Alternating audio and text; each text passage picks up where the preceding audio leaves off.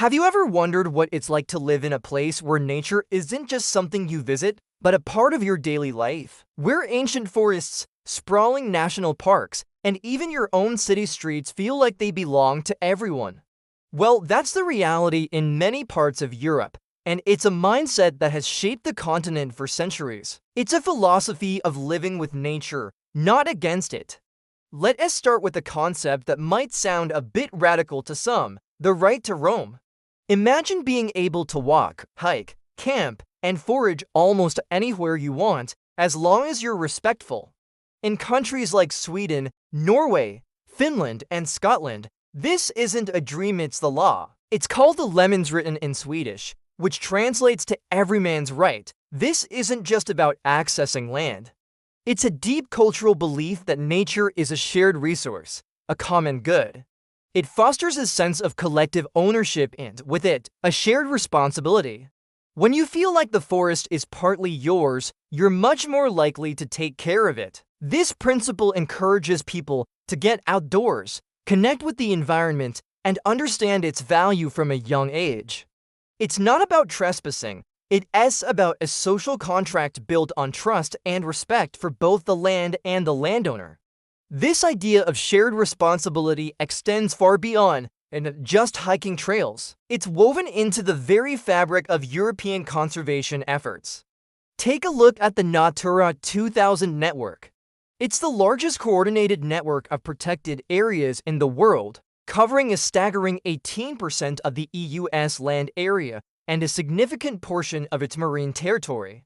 What makes Natura 2000 so unique is that it's not about creating isolated, hands-off nature reserves. Instead, it's based on the principle of sustainable use. The network recognizes that people and nature can and must coexist. Farming, forestry, tourism, and even some development can happen within these protected sites, as long as it doesn't harm the valuable species and habitats the sites were designated to protect. It's a pragmatic approach that says conservation isn't about building fences around nature, but about integrating it into our economic and social lives in a way that benefits everyone. This approach ensures that local communities, the very people who live and work on the land, become the primary stewards of their natural heritage. This philosophy doesn't stop at the countryside, it's transforming European cities. The concept of green cities is taking root all across the continent. Think of Copenhagen, where a network of bike lanes makes cycling the easiest way to get around, or Amsterdam, with its famous canals that double as ecological corridors. In Paris, the mayor has pledged to turn the city into a 15-minute city, where all necessities are within a short walk or bike ride, surrounded by more green spaces. We're seeing cities tear up concrete to daylight old rivers, create vertical gardens on buildings, and transform industrial wastelands into vibrant parks like the Landschaftspark in Germany's Ruhr Valley. These aren't just cosmetic changes, they're fundamental shifts in urban planning that recognize the essential role nature plays in our well-being.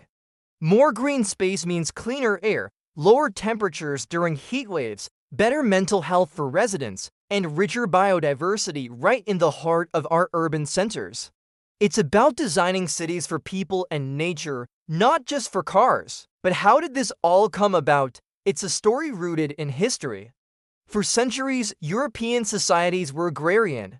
Commons, or shared lands, were vital for grazing animals and gathering resources. This created a long-standing tradition of collective management of the environment. While industrialization and private ownership changed much of that, the underlying cultural memory remained. The environmental movements of the 20th century tapped into this deep-seated connection, advocating for policies that enshrined public access and conservation in law. Leaders and thinkers realized that a healthy environment wasn't a luxury, but a necessity for a prosperous and stable society. This long-term vision, which prioritizes the well-being of future generations over short-term gains, is a hallmark of the European approach. Of course, it's not a perfect system. Europe faces its own immense environmental challenges: pollution, habitat loss, the impacts of climate change. The debate over how to balance economic development with conservation is ongoing and often intense. Farmers may clash with conservationists over land use, and industrial projects can threaten sensitive ecosystems. But the crucial difference is the framework within which these debates happen. The foundational belief that nature is a common good, that public access is a right, and that conservation is a shared duty provides a common ground for finding solutions. It creates a culture where governments, corporations, and citizens are all expected to play a role in protecting their shared environment. So what can we learn from this? The European model shows us that our relationship with nature is a choice. We can choose to see it as something to be conquered and exploited, or as something to be cherished and stewarded. We can build cities of concrete and steel, or we can design green, livable spaces that nurture both people and wildlife.